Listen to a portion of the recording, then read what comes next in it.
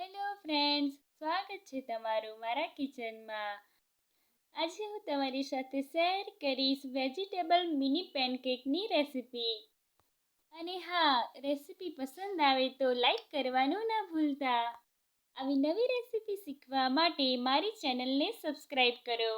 બાળકોની દરરોજ લંચ બોક્સમાં શું આપવું એનો આઈડિયા જો તમને ન આવતો હોય તો એક વખત આ વેજીટેબલ મિની પેનકેક ટ્રાય કરજો. અને હા, આ વેજીટેબલ મિની કેકમાં આપણે બિલકુલ સોડા ઉમેરવાના નથી, તો પણ તે એકદમ સોફ્ટ અને જાળીદાર બનશે. વેજીટેબલ મિની કેક બનાવવા માટે બાઉલમાં 3 ટીસ્પૂન જેટલો ચણાનો લોટ લઈશું. તેમાં ડુંગળી, મરચાં અને ટામેટાં એડ કરી દઈશું. તમે અહીંયા તમારી પસંદના વેજીટેબલ એડ કરી શકો છો. તેમાં 1/4 ટીસ્પૂન હળદર, અડધી ચમચી મરચું અને સ્વાદ પ્રમાણે મીઠું નાખીશું. સાથે તેમાં 2 ટીસ્પૂન જેટલું દહીં એડ કરીશું અને બધી જ વસ્તુને મિક્સ કરી લઈશું. તો હવે થોડું પાણી એડ કરતા જઈને આ રીતનું એકદમ ઘટ્ટ બેટર બનાવી લઈશું. બેટરમાં વધુ પડતું પાણી એડ નથી કરવાનું, નહીં તો ચણાના લોટના ગાંઠા પડી જશે. આ વાતનું ખાસ ધ્યાન રાખવું. તો હવે બેટરમાં થોડી કોથમીર એડ કરી દઈશું. બધી જ વસ્તુને મિક્સ કરી લઈશું. તો હવે લોઢી ઉપર તેલ એડ કરી દઈશું અને લોઢીને સારી રીતે ગ્રીસ કરી લઈશું. અને હવે આ રીતે થોડું બેટર એડ કરીને મિની પેનકેકનો શેપ આપી દઈશું.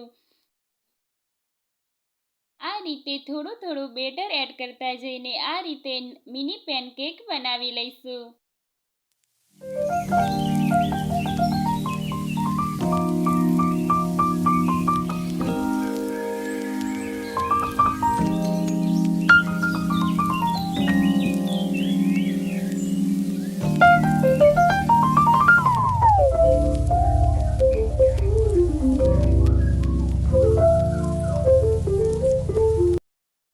હવે તેને બીજી સાઈડ્સમાં પણ કરી લઈશું અને તેને પણ આપણે સારી રીતે શેકી લઈશું.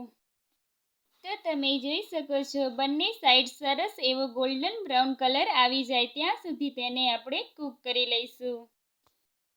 4 થી 5 મિનિટમાં જ આપણી મિની પેનકેક તૈયાર છે. હવે આપણે તેને પ્લેટમાં કાઢી લઈશું. તે તૈયાર છે આપણી એકદમ સોફ્ટ અને જાળીદાર વેજીટેબલ મિની પેનકેક. તો તમે જોઈ શકો છો, આપણી વેજીટેબલ મિની પેનકેક એકદમ જાળીદાર બની છે.